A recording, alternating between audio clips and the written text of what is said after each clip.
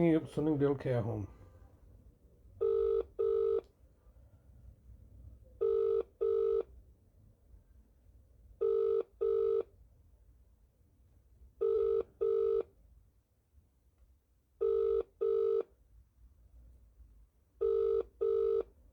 Okay, I'm speaking. How can I help? Oh yes, hello. Talib. Our correspondents are going to Please, can you not training slam on the phone Sunday. on me? Please, can you not slam the phone on me? It's very rude and disrespectful. Look at this. Look at this. You just need to listen. Look at why they're being so scared for. Why are they acting and behaving in such an asinine manner? Degrading and humiliating all things. I've just sent an email. I've sent an email every single day. You're not responding to any of my emails. Just very hostile environment that they've created, isn't it? It doesn't need to be this way. It could be simply done adequately to listen to what I'm saying rather than being rude and disrespectful. You've got my brother hostage in your institution. You've created a private prison for him. I'm ringing up to simply ask to speak to him, or in the alternative, speak to a manager.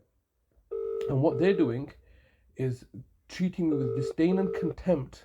This is pure unadulterated Islamophobia. Okay, I'll be speaking. Could you please not slam the phone on me? It's very I'm rude. in the middle of a medication round, and I'm telling you that our Look, correspondents you don't need to be rude to me. today. You don't need to be rude to me, okay? You don't need to be rude and disrespectful to me. All right, she's in the middle of a medical round. Well, don't pick up the phone. Get somebody else to pick you up.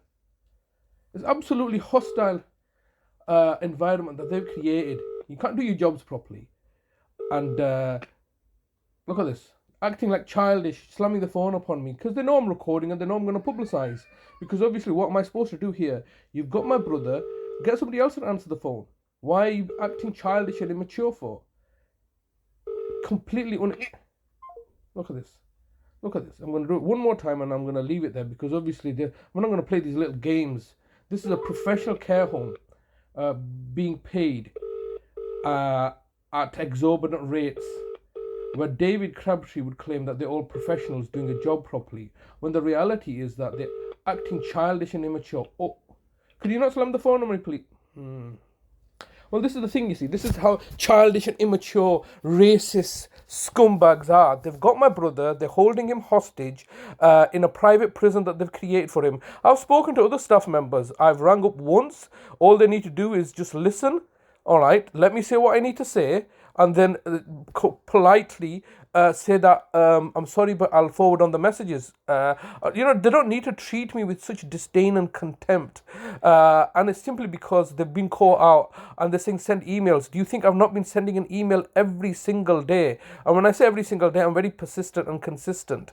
Unlike these people, which are lying, cheating scoundrels that are holding my brother hostage. So from the 4th or the 5th of June, now we're coming to nearly being August, they have insisted on for me to put things in an email which they refuse to comply with. They're not complying with the law. They should be complying with the laws that they're governed under. But what's actually happening is that they've got a license from the local authority, Bradford Council, to do as they please. There is no law. There's not going to be no prosecutions. There's no legal system in place because the local authority have given them a license to do as they please with my brother, because they should not be operating a private prison. A care home should not be a private prison, operating as a private prison, detaining my brother against his will for the benefit of the local authority, who have clearly been caught out in their own lies and deceptions. Everything's falling apart. I mean, I'm simply asking to speak to somebody.